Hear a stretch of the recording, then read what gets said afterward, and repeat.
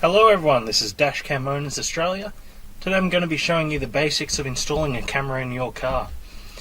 Now the first thing we're going to look at today is the positioning of the camera. In my eyes, the ideal place to mount a camera is going to be on the left of your rear view mirror in a position at the top of the windscreen. So when it's mounted there, ideally it will be out of the driver's view. Now most states in Australia do have some sort of legislation that says your windscreen must be clear or you can't have any obstructions to your view. It's something along those lines in most states, so that's why I suggest it goes there. It's out of sight, it's out of mind.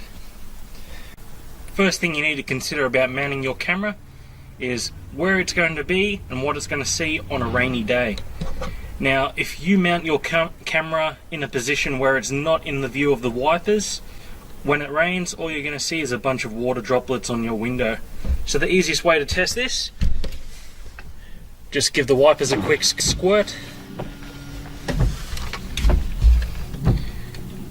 and you'll see what area of the windscreen the wipers cover. Now where I'll be mounting the camera in this car, just here, it's just in the view of the wipers, if you can see that. So it means on a rainy day you're still going to have clear vision and the camera's not being wasted.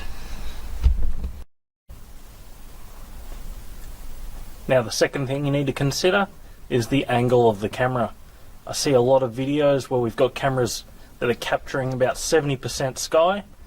Now the problem with that is it causes the camera to focus more on the sky and it gives you bad lighting exposure.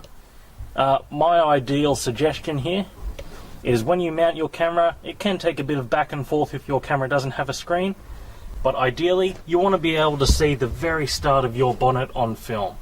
So from the top of the bonnet where the wipers are, you should be able to just see that at the bottom of your video footage. That's about the ideal spot in my opinion.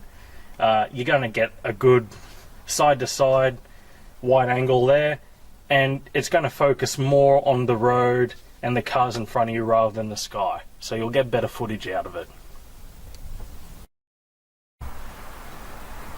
The next thing you need to consider is how you're going to be powering your camera. If your vehicle has a 12 volt socket and that's what you're happy to use for the camera, then things are fairly simple. If you want a totally hidden installation, then it's going to involve soldering, adding another 12 volt socket somewhere along the line. One thing to be aware of is to never hardwire a camera directly to power. Dash cameras run off 5 volts, not 12, so they always have a little inverter in their cigarette plugs which converts the power source down to 5 volts.